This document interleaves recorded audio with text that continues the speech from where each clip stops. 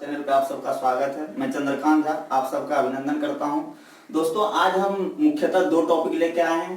एक आपका cabinet mission 1946 और दूसरा भारतीय स्वतंत्रता अधिनियम 1947। दोस्तों, उससे पहले हम कुछ नोट्स पे गौर करेंगे जो एक साइड में हम लिखे हैं कि अगस्त प्रस्ताव 1940। इसका थोड़ा सा भारतीय संविधान निर्माण में ये मतलब है कि ये लॉर्ड लिनलिथगो जो कि उस समय के वायसराय थे उसके द्वारा लाया गया था। जबकि दोस्तों हम ऑलरेडी पिछले वीडियो में बता चुके हैं कि कोई भी प्रस्ताव जो लाया जाता था उसको कहीं ना कहीं अंग्रेजी शासन व्यवस्था को और मजबूत करने के लिए लाया जाता था। लेकिन इसमें जो प्रस्ताव था, जो भी प्रस्ताव था, इसमें उसको अस्वीकार कर दिया गया भारतीयों के द्वारा। और इसी के विरोध स्वरूप, इसी के परिणाम स्वरूप 1942 में भारत छोड़ो आंदोलन गांधी जी के द्वारा स्टार्ट किया गया। 1940 में संविधान सभा की मांग नेहरू के द्वारा की गई और 1940 में मुस्लिम लीग के द्वारा पाकिस्तान की मांग की गई। जबकि दोस्तों एक चीज मैं आपको गौर करवाना चाहूंगा कि पाकिस्तान शब्द का जो निर्माण है वो कैम्ब्रिज यूनिवर्सिटी के एक विद्यार्थी थे, पाकिस्तानी ही थे, वो चौधरी रहमत अली, उसी के द्वारा किया गया।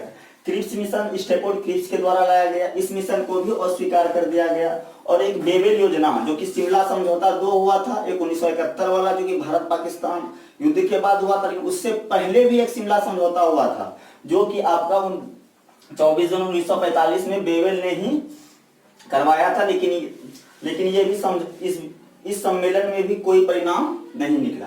अब आते हैं दोस्तों कैबिनेट मिशन 1946।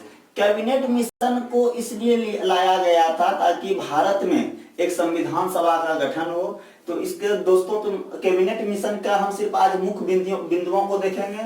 उसके बाद जब हम संविधान सभा का वीडियो बनाएंगे उसमें हम लोग विस्तार से चर्चा करेंगे। तो यह मिशन 24 मार्च 1940 को आया था। इसमें 3 सदस्य थे।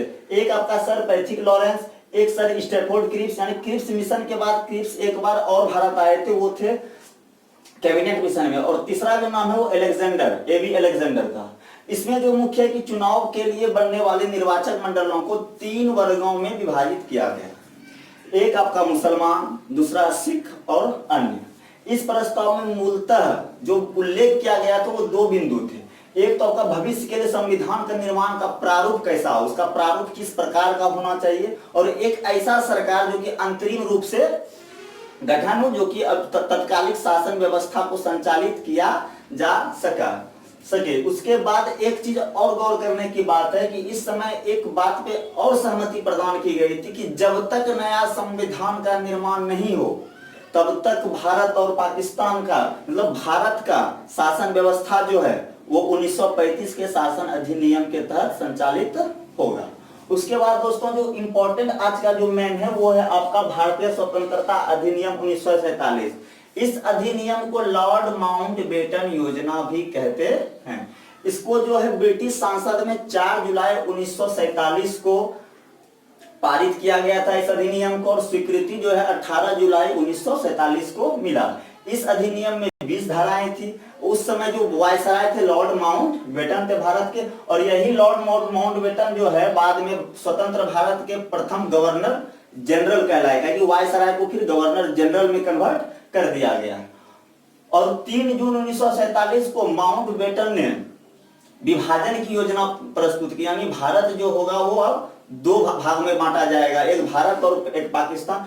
देशी रियासत यानी राजवाड़ों और जमींदारों का जो क्षेत्र था उस पे जो है ब्रिटेन की जो सर्वोपरिता था उसको अंत कर दिया गया। और संविधान सभा को सत्ता प्रदान की जाएगी, यानी संविधान सभा में जो भी व्यक्ति हैं उन्हीं को सत्ता दी जाएगी। उसके अलावा है दोस्तों बंगाल और पंजाब में 2-2 प्रावधान किए गए। प्रावधान का मतलब है दोस्तों यहाँ पे विभाजन। अब देखिएगा दोस्तों इस पॉइंट को थोड़ा गौर कीजिएगा। बंगाल, इसको 2 पार्ट, बंगाल विभाजन पहले ही हो चुका था 1905 में।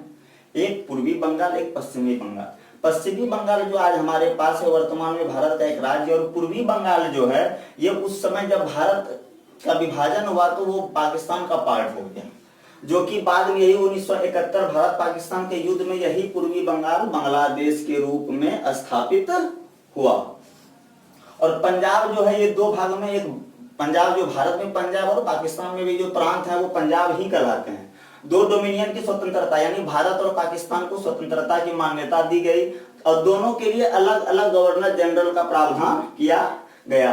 और दोनों राज्यों की सीमा रेखा निर्धारण के लिए सर रेडक्लिफ की अध्यक्षता में एक आयोग का गठन किया गया। इसीलिए भारत और पाकिस्तान के बीच की सीमा रेखा को रेडक्लिफ सीमा रेखा कहा जाता है। तो दोस्तों ये मुख्यतः स्वतंत्रता अधिनियम की ये कुछ पॉइंट हैं। और नेक्स्ट वीडियो में हम लोग जो अब स्टार्ट करेंगे वो संविधान सभा से करेंगे। और कैबिनेट मिशन ही संविधान सभा को लागू करने के लिए लाया गया था। संविधान सभा का गठन किस प्रकार होगा, इसलिए हम कैबिनेट मिशन के भी कुछ बिंदुओं पर आज आपके साथ हम चर्चा किए। तो आज का वीडियो कैसा लगा आप हमको जरूर बताइएगा। धन्यवाद।